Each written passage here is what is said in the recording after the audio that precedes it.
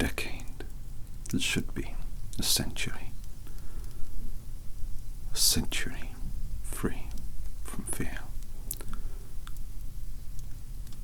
A pride in being queer. My name is Oscar Wilde, and I wanted to read you two things today. A short story I wrote that perhaps you know, called The Happy Prince, and then a poem I wrote that perhaps you don't, in a language lost to the wind. High above the city, on a tall column, stood the statue of the Happy Prince. He was gilded all over with thin leaves of fine gold. For eyes he had 2 bright sapphires, and a large red ruby glowed on his sword hilt. He was very much admired indeed. "He is as beautiful as a weathercock," remarked one of the town councillors, who wished to gain a reputation for having artistic tastes. "Only not quite so useful," he added, fearing lest people should think him unpractical, which he really was not. "Why can't you be like the Happy Prince?" asked a sensible mother of her little boy, who was crying for the moon. "The Happy Prince never dreams of crying for anything." "I am glad there is someone in the world who is quite happy," muttered a disappointed man as he gazed at the wonderful statue. "He looks just like an angel," said the charity children as they came out of the cathedral in their bright scarlet cloaks and their clean white pinafores. "How do you know?" said the mathematical master. "You have never seen one." "Ah, but we have in our dreams," answered the children, and the mathematical master frowned and looked very severe, for he did not approve of children dreaming. One night there flew over the city a little swallow. His friends had gone away to Egypt 6 weeks before, but he had stayed behind, for he was in love with the most beautiful reed. He had met her early in the spring as he was flying down the river after a big yellow moth, and had been so attracted by her slender waist that he had stopped to talk to her. "Should I love you?" said the swallow, who liked to come to the point at once. And the reed made him a low bow. So he flew round and round her, touching the water with his wings and making silver ripples. This was his courtship, and it lasted all through the summer. "It is a ridiculous attachment," twittered the other swallows. "She has no money, and far too many relations." And indeed the river was quite full of reeds. Then, when the autumn came, they all flew away. After they had gone, he felt lonely, and began to tire of his lady love. "She has no conversation," he said, "and I am afraid that she is a coquette, for she is always flirting with the wind." And certainly, whenever the wind blew, the reed made the most grateful curtsies. "I admit that she is domestic," he continued, "but I love travelling, and my wife, consequently, should love travelling also. Will you come away with me?" he said finally to her, but the reed shook her head. She was so attached to her home. "You have been trifling with me," he cried. "I am off to the pyramids. Goodbye." And he flew away. All day long he flew, and at night time he arrived at the city. "Where shall I put up?" he said. "I hope the town has made preparations." Then he saw the statue on the tall column. "I will put up there," he cried. "It is a fine position, with plenty of fresh air." So he alighted just between the feet of the happy prince. "I have a golden bedroom," he said softly to himself as he looked around, and he prepared to go to sleep, but just as he was putting his head under his wing, a large drop of water fell on him. "What a curious thing," he cried. "There isn't a single cloud in the sky. The stars are quite clear and bright, and yet it is raining. The climate in the north of Europe is really dreadful. The reed used to like the rain, but that was merely her selfishness." Then another drop fell. "What is the use of a statue if it cannot keep off the rain?" he said. "I must look for a good chimney pot." And he determined to fly away. But before he had opened his wings, a third drop fell, and he looked up and saw, what did he see? The eyes of the happy prince were filled with tears, and tears were running down his golden cheeks. His face was so beautiful in the moonlight that the little swallow was filled with pity. "Who are you?" he said. "I am the happy prince." "Why are you weeping then?" asked the swallow. "You have quite drenched me." "When I was alive, I had a human heart," answered the statue. "I did not know what tears were, for I lived in the palace of Sanssouci, where sorrow is not allowed to enter. In the daytime I played with my companions in the garden, and in the evening I led the dance in the great hall. Round the garden ran a very lofty wall, but I never cared to ask what lay beyond it. Everything about me was so beautiful. My courtiers called me the happy prince, and happy indeed I was, if pleasure be happiness. So I lived, and so I died. And now that I am dead, they have set me up here, so high that I can see all the ugliness and all the misery of my city. And though my heart is made of lead, yet I cannot choose but weep." "What? Is he not solid gold?" said the swallow to himself. He was too polite to make any personal remarks out loud. "Far away," continued the statue in a low musical tone, "far away in a little street there is a poor house. One of the windows is open, and through it I can see a woman seated at a table. Her face is thin and worn, and she has coarse red hands, all pricked by the needle, for she is a seamstress. She is embroidering passion flowers on a satin gown for the loveliest of the Queen's maids of honour to wear at the next court ball. In a bed in the corner of the room, her little boy is lying ill. He has a fever and is asking for oranges. His mother has nothing to give him but river water, so he is crying. Swallow, swallow, little swallow, will you not bring her the ruby out of my sword hilt? My feet are fastened to this pedestal, and I cannot move." "I am waited for in Egypt," said the swallow. "My friends are flying up and down the Nile and talking to the large lotus flowers. Soon they will go to sleep in the tomb of the great king. The king is there himself in his painted coffin. He is wrapped in yellow linen and embalmed with spices. Round his neck is a chain of pale green jade, and his hands are like withered leaves.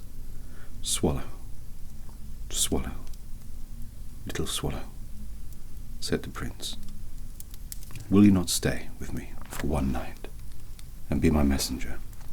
The boy is so thirsty, and the mother so sad." "I don't think I like boys," answered the swallow. "Last summer, when I was staying on the river, there were two rude boys, the miller's sons, who were always throwing stones at me. They never hit me, of of course. We swallows fly far too well for that. And besides, I come of a family famous for its agility. But still, it was a mark of disrespect. But the happy prince looked so sad that the little swallow was sorry. "It's very cold here," he said, "but I will stay with you for one night and be your messenger." "Thank you, little swallow," said the prince. So the swallow picked out the great ruby from the prince's sword and flew away with its beak over the roofs of the town. He passed the cathedral tower, where the white marble angels were sculptured. He passed by the palace and heard the sound of dancing. A beautiful girl came out on the balcony with her lover. "How wonderful the stars are," he said to her, "and how wonderful is the power of love." "I hope my dress will be ready in time for the state ball," she answered. "I have ordered passion flowers to be embroidered on it, but the seamstress is so lazy." He passed over the river and saw the lanterns hanging to the masts of the ships. He passed over the ghetto and saw people bargaining with each other and weighing out money in copper scales. He last came to the poorhouse and looked in. The boy was tossing feverishly on his bed, and the mother had fallen asleep. She was so tired. In he hopped and laid the great ruby on the table beside the woman's thimble. Then he flew gently round the bed, fanning the boy's forehead with his wings. "How cool I feel," said the boy. "I must be getting better." And he sank into a delicious slumber. Then the swallow flew back to the happy prince and told him what he had done. And the little swallow began to think, and then he fell asleep. Thinking always made him sleepy. When day broke, he flew down to the river and had a bath. "What a remarkable phenomenon," said the professor of ornithology as he was passing over the bridge. "A swallow in winter." And he wrote a long letter about it to the local newspaper. Everyone quoted it. It was full of so many words that they could not understand. "Tonight I go to Egypt," said the swallow, and he was in high spirits at the prospect. He visited all the public monuments and sat a long time on top of the church steeple. Wherever he went, the sparrows chirruped and said to one another, "What a distinguished stranger!" So he enjoyed himself very much. When the moon rose, he flew back to the happy prince. "Have you found any commissions for Egypt?" he cried. "I am just starting." "Swallow, swallow, little swallow," said the prince. "Will you not stay with me one night longer?" "I am waited for in Egypt," answered the swallow. "Tomorrow my friends will fly up to the second cataract. The river horse couches are among the bulrushes, and on a great granite throne sits the god Memnon. All night long he watches the stars, and when the morning star shines, he utters one cry of joy, and then he is silent. At noon, the yellow lions come down to the water's edge to drink. They have eyes like green beryls, and their roar is louder than the roar of the cataract. Swallow, swallow, little swallow, said the prince. Far away, across the city, I see a young man in a garret.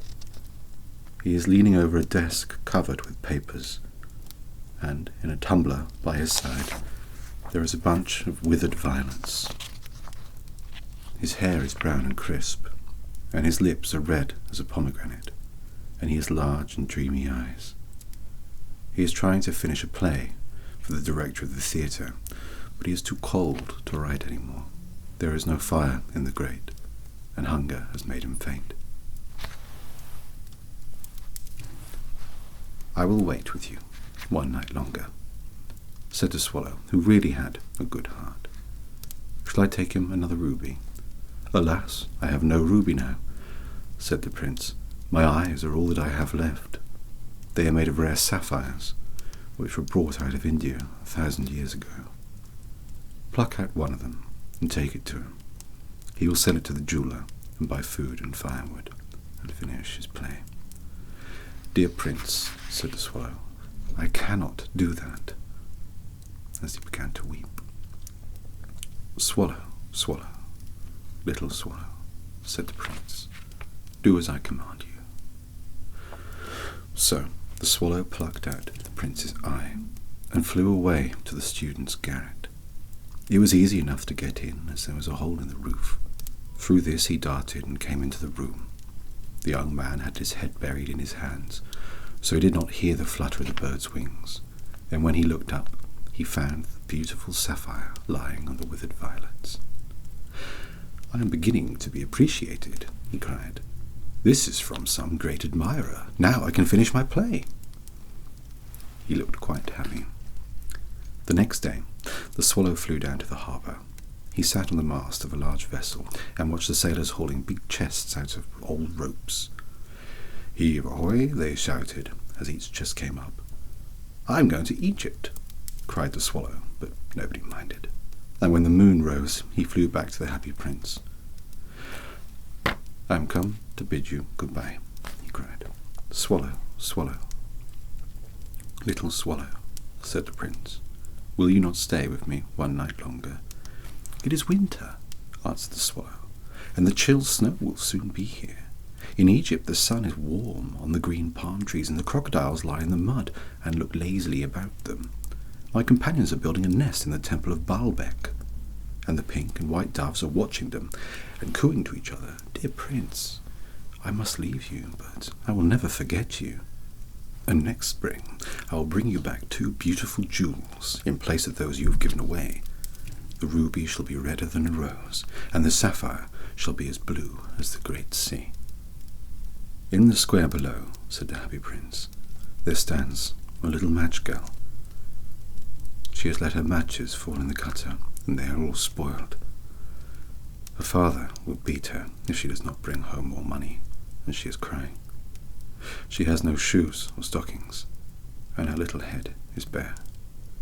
Pluck out my other eye and give it to her, and her father will not beat her."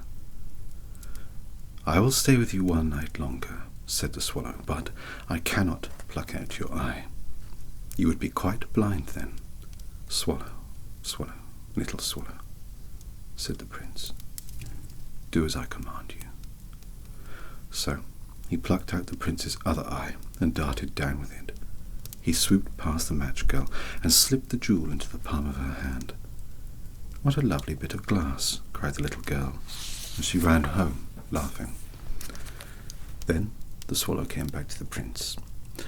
"You are blind now," he said, "so I will stay with you always." "No, little swallow," said the poor prince.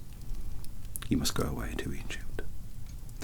"I will stay with you always," said the swallow, and he slept at the prince's feet.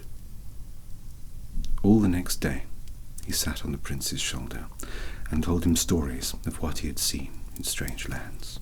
He told him of the red ibises who stand in long rows on the banks of the Nile and catch goldfish in their beaks, of the Sphinx, who was as old as the world itself and lives in the desert and knows everything, of the merchants who walk slowly by the side of their camels and carry amber beads in their hands, of the king of the mountains, of the moon, who is black as ebony and worships a large crystal, of the great green snake that sleeps in a palm tree and has 20 priests to feed it with honey cakes, and of the pygmies, who sail over a big lake on large flat leaves and are always at war with the butterflies. "Dear little swallow," said the prince, "you tell me of marvellous things, but more marvellous than anything is the suffering of men and of women. There is no mystery so great as misery. Fly over my city, little swallow, and tell me what you see there." So the swallow flew over the great city and saw the rich making merry in their beautiful houses, while the beggars were sitting at the gates. He flew into dark lanes and saw the white faces of starving children looking out listlessly at the black streets. Under the archway of a bridge 2 little boys were lying in one another's arms, trying to keep themselves warm. "How hungry we are," they said. "You must not lie here," shouted the watchman, and they wandered out into the rain. Then he flew back and told the prince what he had seen. I am covered with fine gold, said the prince. You must take it off, leaf by leaf, and give it to my poor. The living always think that gold can make them happy. Leaf after leaf, the fine gold the swallow picked off, till the happy prince looked quite dull and grey. Leaf after leaf of the fine gold he brought to the poor, and the children's faces grew rosier, and they laughed and played games in the street. We have bread now, they cried. Then the snow came, and after the snow, the frost. The streets looked as if they were made of silver. They were so bright and glistening. Long icicles like crystal daggers hung down from the eaves of the houses. Everybody went about in furs, and the little boys wore scarlet caps, skated on the ice. The poor little swallow grew colder and colder. But he would not leave the prince. He loved him too well. He picked up crumbs outside the baker's door, and when the baker was not looking, tried to keep himself warm by flapping his wings. But, at last, he knew that he was going to die. He had just strength to fly up to the prince's shoulder once more. "Goodbye, dear prince," he murmured. "Will you let me kiss your hand?" "I am glad that you are going to Egypt at last, little swallow," said the prince. "You have stayed too long here, but you must kiss me on the lips, for I love you." "It is not to Egypt that I am going," said the swallow. "I am going to the house of death. Death is the brother of sleep, is he not?" And he kissed the happy prince on the lips and fell down dead at his feet. At that moment, a curious crack sounded inside the statue, as if something had broken. The fact is that the leaden heart had snapped right in two. It certainly was a dreadfully hard frost. Early the next morning, the mayor was walking in the square below in company with the town councillors. As they passed the column, he looked up at the statue. "Dear me, how shabby the happy prince looks," he said. "How shabby indeed," cried the town councillors, who always agreed with the mayor, and they went up to look at it. "The ruby has fallen out of his sword, his eyes are gone, and he is golden no longer," said the mayor. "In fact, he is little better than a beggar." "Little better than a beggar," said the town councillors. "And he is actually a dead bird at his feet," continued the mayor. "We must really issue a proclamation that birds are not to be allowed to die here." And the town clerk made a note of the suggestion. So they pulled down the statue of the happy prince. "As he is no longer beautiful, he is no longer useful," said the art professor of the university. And they melted the statue in a furnace, and the mayor held a meeting of the corporation to decide what was to be done with the metal. "We must have another statue, of course," he said, "and it shall be a statue of myself." "Of myself," said each of the town councillors, and they quarrelled. When I last heard of them, they were quarrelling still. "What a strange thing," said the overseer of the workmen at the foundry. "This broken lead heart will not melt in the furnace. We must throw it away." So they threw it on a dust heap where the dead swallow was also lying. "Bring me two of the most precious things in the city," said God to one of his angels. And the angel brought him the leaden heart and the dead bird. "You have rightly chosen," said God, "for in my garden of paradise this little bird shall sing forevermore, and in my city of gold the happy prince shall praise me." Well, I certainly hope you enjoyed that. This final piece is a poem that I've written in a forgotten tongue from not that long ago, a time when people were persecuted for being themselves. crime that is committed to this day. Pallius in the journal, it were illegal to be omepaloni, and so we created a second Polari. It were a mix and match, but was required for that so the lily law couldn't evade. Boverded bars were easy to troll, but meeting a hot homie could make you a toll. Enough love to enough homie, you could end up in the chopper in Kazi. Polari have cultures and cultures have Polari. Languages are born in times of Barney.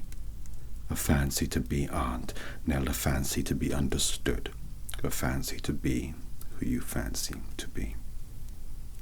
If ye a stretch a case, screech this your home. Homey, woman, dolly thing, stay with me, Letty with me.